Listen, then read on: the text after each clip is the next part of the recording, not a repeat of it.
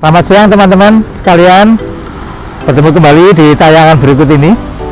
Mudah-mudahan tetap sehat, tetap beraktivitas seperti biasa teman-teman, tetap produktif begitu ya, tetap menjaga kesehatan, aman begitu teman-teman sekalian. Terima kasih atas peran serta dan perhatian teman-teman sekalian di channel saya, di tayangan-tayangan saya sebelumnya. Sangat terima kasih sekali juga atas subscribe-nya ya teman-teman sekalian. Ya, ini saya dari wilayah Jogja juga, ini masih sektoran Jogja teman-teman sekalian. Saya cerita sedikit teman-teman. Jadi ada pasien-pasien yang membutuhkan bantuan berupa darah atau transfusi darah secara reguler, atau jadi maksudnya dia akan butuh transfusi secara berulang, secara teratur dan berulang gitu. Apakah memang ada yang begitu?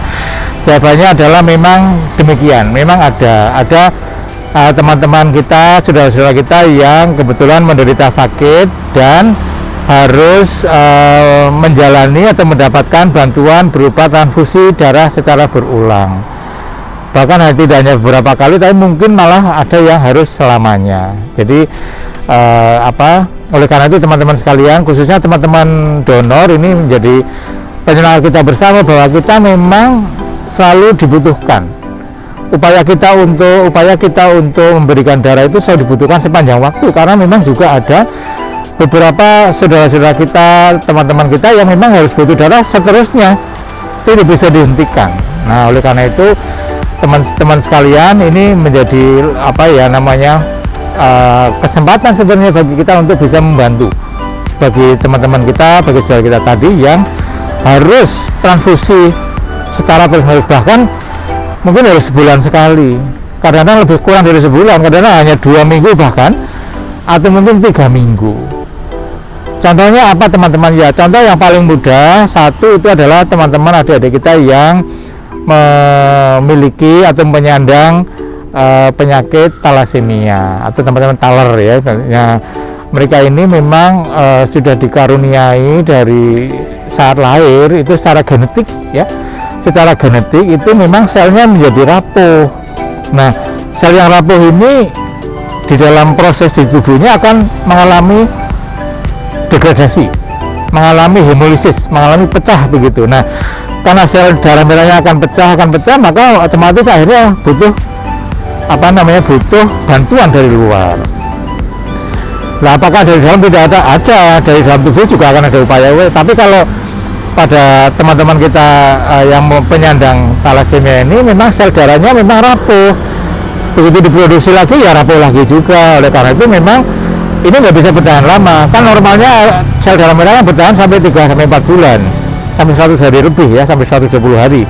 Nah, pada pasien penyandang thalassemia, maka mungkin hanya beberapa minggu saja sudah hancur selnya, sudah degradasi, sudah pecah, sehingga harus dilakukan penggantian. Nah, kemudian contoh yang lain apa ya? Contoh lain itu misalnya pasien teman-teman kita atau kita pasien yang mengalami autoimun anemia. Jadi di tubuhnya itu membentuk suatu antibodi yang akan bereaksi dengan eritrositnya sendiri, sehingga nanti begitu akan dikat antibodi yang diproduksi sendiri atau autoantibodi namanya, itu akan proses berikutnya akan lysis juga, akan pecah juga. Nah, pada kondisi yang sama ini maka ya otomatis dia akan rutin harus mendapatkan bantuan darah berupa transfusi, kecuali penyebabnya bisa diatasi. Nah, sekali lagi termasuk yang thalassemia tadi juga, kalau penyebabnya bisa diatasi dengan baik,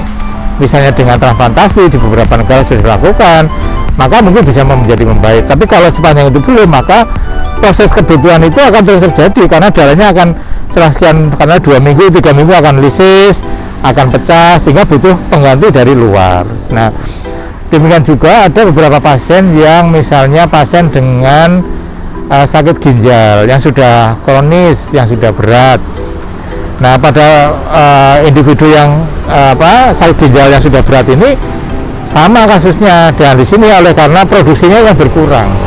Jadi sel darah merah itu diproduksi dan dipengaruhi oleh suatu hormon namanya eritropoietin yang diproduksi oleh kelenjar di anak ginjal. Nah, pada pasien-pasien yang mengalami gangguan ginjal makanya itu terganggu, sehingga produksinya otomatis akan lebih rendah dibandingkan kebutuhannya, sehingga mau tidak mau akhirnya ya butuh lagi bantuan dari luar yang berupa darah dari donor yang sehat. Itu teman-teman, ini memang berbeda ya teman-teman kasusnya. Kalau misalnya pasien yang pasien kecelakaan misalnya, atau pasien melahirkan, perdarahannya banyak perdarahannya, darahnya banyak yang hilang, banyak berkurang, tapi produksinya tidak terpengaruh, tidak ada antibodi juga, sehingga begitu ini perdarahannya sudah dihentikan, bisa berhenti, maka kekurangan darah tadi dicok bahasa Jawa ini dicok ya, diberikan transfusi dari luar. Nah itu artinya sudah habis, itu selesai, nggak perlu seterusnya. Ini bedanya di situ teman-teman. Makanya pada beberapa pasien memang akhirnya harus transfusi terus. Nah disinilah akhirnya memang butuh donor yang berkomit atau komitmen untuk selalu membantu. Dan pada donor pasien-pasien yang butuh transfusi akan reguler seperti ini dalam jangka yang lama, maka akan ada risiko kalau donornya berganti-ganti teman-teman. Akan bagus kalau donornya tetap, tapi kalau satu orang pasien donornya satu ya nggak bisa, karena ini pasiennya misalnya 3 minggu udah butuh donor lagi, udah transfusi lagi, donornya sekarang memberikan darahnya, maka donornya kan baru 2 bulan paling bisa donor lagi, sehingga satu pasien tadi ya butuhnya mungkin beberapa orang donor, misalnya 4-6 donor gantian. Tapi kalau bisa donornya ajak wae 6 orang ini saja, supaya risiko donor membentuk antibodi itu menjadi lebih kecil gitu teman-teman. Makanya beberapa pasien-pasien yang harus transfusi reguler secara rutin, maka idealnya memiliki donor tetap ya, misalnya 6 orang satu paket, gantian saja di antara 6 orang. Buat apa sih? Supaya antigen yang masuk itu tidak bermacam-macam banget. Karena kalau donor setiap tahun donornya akan ganti, donornya lebih dari 6 orang, donornya lebih dari bahkan puluhan orang, risiko terbentuknya proses antibodi, pembentukan antibodi akan lebih besar dibandingkan kalau donornya hanya terbatas 4 orang atau bahkan mungkin hanya 6 orang misalnya demikian. Oleh karena itu biasanya itu akan mencoba mengatur biasanya supaya mendapatkan donor yang tetap ya, tetapi sekali lagi tidak hanya 1 orang, nggak cukup, tapi harus beberapa orang.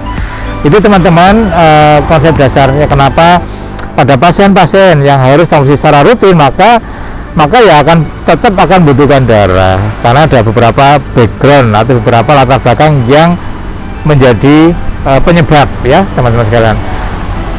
Secara umum teman-teman, jadi secara umum itu memang kebutuhan darah itu kan dipengaruhi oleh satu, karena produksinya, maksudnya mungkin produksinya yang kurang atau menurun. Tadi contoh kasus yang pasien dengan sakit ginjal yang berat, produksinya menurun, atau oleh karena kelainan produksi, misalnya pasien-pasien dengan thalassemia, atau oleh karena munculnya atau terjadinya hemolisis atau dikasih sel darah di perifer, di jaring, bukan di produsennya, di sumber tulang bukan, tapi di pembuluh darah seluruh tubuh. Nah itu misalnya pasien-pasien dengan autoimun anemia. Jadi anemia yang karena autoimun, dan itu pemicunya bisa macam-macam autoimun. Bisa nanti mungkin suatu saat saya akan bahas lebih detail.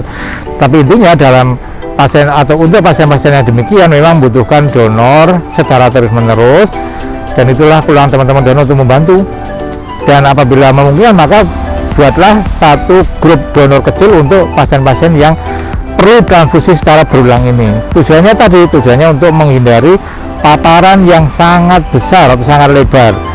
Tujuan akhirnya adalah menghindari terjadinya proses pembentukan antibodi pada pasien. Karena kalau pasien yang harus transfusi berulang, rutin, reguler, kemudian pasien ini membentuk antibodi, maka akan menjadi sulit untuk mendapatkan donor yang sifatnya kompatibel atau sifatnya cocok. Nah ini yang dihindari atau ditujukan supaya mendapatkan darah yang tetap kompatibel, tetap cocok, supaya efikasinya, kemanfaatannya juga tetap bisa terjaga dengan baik. Begitu teman-teman, sedikit wawasan untuk teman-teman sekalian dalam dunia transfusi, dunia donor ini, donor darah ini, mudah-mudahan membantu. Nah, wawasan teman-teman sekalian, keep watching, ciao, terima kasih, sampai ketemu di tayang berikutnya.